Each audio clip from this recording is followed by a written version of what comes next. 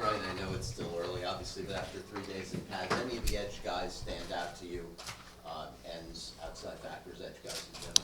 I think they're all doing good, do a good job. Start with Charles Harris. I think he's really really working hard, really working at the techniques, on the edge, in the run game, in the pass game. Um, so he's doing a good job. Tank, he's doing a good job on the edge as well. We got a group of guys, and that edge player, that goes back and forth between guys who are outside linebackers to ends to big ends to smaller ends to, it's a fluid group. So we've got a group of guys, working there. Orchard, Harris, Holmes, Van Ginkel's been out there. Hanks has been out there. Baker's been out there. Kiko Alonso's been out there. I mean, we've had a group of guys out there. So that's going to be a fluid spot. Just depending on situation, best grouping, what they have out there offensively. I think that spot will change. We work a lot of different guys there. I mean, we see some safeties in that spot as well, from TJ to Rashad. Minka's been out there. So the edge, there's a lot of guys playing that position. And we work, a lot of those same techniques with those guys. So we're just going to try to move those pieces as we see fit. Ryan, staying on those edge rushers, is it important to see sacks right now, or do you just want to see technique and them doing things? I mean, it's always important to see a good pass rush. Whether that ends up in a sack per se, we're really looking for good rushes, pressure on the quarterback, pressure on the offensive line, which ultimately, creates some discomfort for the offense, for the quarterback, for everyone. So sacks, big stat. Everyone's, that's the one everyone's watching. But I think pressuring the quarterback, making the quarterback uncomfortable, making the offensive line uncomfortable, making the really offense as a whole, coordinator, everybody, coaches, all the way across the board. That's that's pressure to me. So sacks are a great stat. Love them. But at the same time, just the going through the process of winning your one-on-one matchup, working in concert with another player if we're working a game or a stunt or something in that realm. If it results in pressure and making the offense uncomfortable, then to me that's positive, and that's a productive specific snap. Coach Ryan seems pretty adamant about not having his workload kind of managed here, or having a pitch count. Is that something you guys had a conversation with him, or is that something you guys are kind of looking towards here in training camp to manage his workload? I think we've got everybody's going to work. So, from that standpoint, it's getting managed. He's not taking every snap. So from that standpoint, it's getting managed, and that's really the case at all positions. We're working ones, twos, threes, and in some cases, we got 4 or 5 guys working at a position. So the volume of players we have kind of manages the entire situation. So I'm pretty sure that was probably where Ryan was going with that. And that's the case with everybody. We're going to try to work the guys and the groups we want together so they can build the chemistry. At the same time, we've got to get everyone evaluated. So pitch count's not really something we're concerned with right now. Specifically at that position, I think there's enough. If anything, there's really not enough snaps to go around. I'd say it'd go the other way. Coach, I know it's early in camp, but what have you seen out of Jerome Baker so far, linebacker, that's impressed you? What do you feel his role will be? Baker's done a good job. He's done a really good job. He's learned the concepts and the defenses to a solid level. And he's learned multiple positions. Obviously, he's fast. He can tackle. He's smart. He's tough. He's got some leadership qualities, which I talked about a little bit in the spring, and that's starting to develop a little bit. With his pass rushing, is that something that's schemed up, or is that just a knack? Because he's been the guy who's pretty much creating the most pressure so far. I wouldn't say it's schemed up. This is a talented guy. He can win a one-on-one pass rush. At the linebacker position, we're going to ask him to do a few things. We're going to ask him to rush. We're going to ask him to cover. We're going to ask him to tackle, play in the run game. So depending on what we have called, he may have to win a one-on-one. He may be involved in a scheme. he may have the freedom to do either or. So that's kind of some of the things, if a player's capable of doing that, really offensively, defensively, or in the kicking game, we want to give them that freedom. That's, the style of ball I'd like to play. Players know that, but they have to earn that right. Otherwise, we'll just, hey, you're rushing against that guy, so. What is it with guys, you're trying to carve out roles for everybody. What does a guy have to do to get more than just the role that you've carved out for him? What does he have to show you in this coaching staff? And also, how difficult is it to manage these egos of guys who've been, like TJ, he's been a starter every single game he's ever played in the NFL, and now. The last question from an egos, I'm thankful that this isn't a team with, as I've, the time I spent with them, with a lot of egos. These guys are, for the most part, putting the team first and trying to work hard and, understand competition and really embrace the competition, understanding that that'll make them better players. So, from that standpoint, we haven't had very many issues. I'm very straightforward with the guys. The best guys are going to play. I think I'm going to try to proceed in that manner and be fair and give everyone an opportunity. So, from an ego standpoint, I tell the guys you're going to have as much of a role in this team as you show on the field, in the classroom, in the walkthroughs, and at the end of the day, this is a production business. So, from that standpoint, I think from egos, I don't even like to use that term in football because it's a team sport, but I know it's a part of the game. As far as the first part of your question, which was how do guys carve out a role, I would say the first and foremost it's in the kicking game.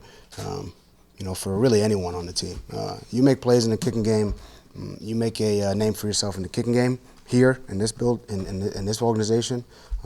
That means a lot to me. If guys want to impress me, do it in the kicking game. That's where I started, in college. That's how I got on the field at Boston College. That's how I broke into coaching in the National Football League. From working with guys like Brad Seeley and then Scott O'Brien. It's a very important phase of the game to me. So if a guy wants to impress on this team, do it there. Carve out a role there, and then if you're at the game for the kicking game, we'll find something for you to do offensively or defensively. That's the players know that. I think everyone in the league should know that. That's a spot where you can definitely carve out a role, and then that's how your reps increase. You do a good job in the kicking game, you get more offensive or defensive snaps. You do a good job with those snaps, we'll give you more, and that's how guys evolve and grow in this profession. What's the biggest thing Dwayne Allen can bring to the offense? Excuse me? What's the biggest thing Dwayne Allen can bring to the offense? Dwayne, he brings leadership, he brings energy, he brings effort.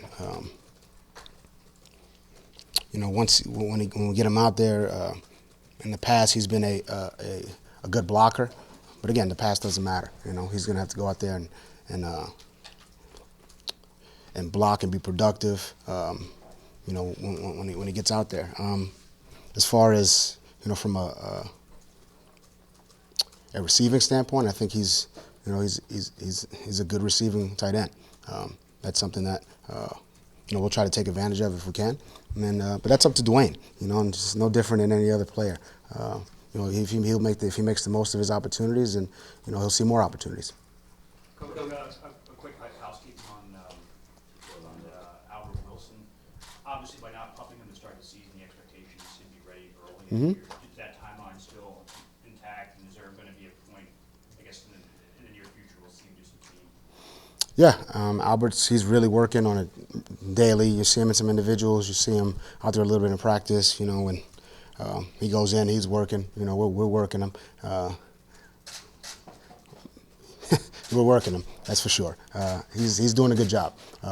So from that standpoint, from a conditioning standpoint, from he's got to get back up to speed, and hopefully we'll see him sooner than later. He's definitely working towards that, and it's something we've talked about as a staff, with our in our medical team. We've got a plan in place for him. We're not going to stray from that plan, and he's working hard to get back on the field. I've seen you run a lot of gassers post-practice. I haven't seen too many bubble practices. Mm-hmm. What are your thoughts on managing managing guys, giving them like days off, even if they're not hurt?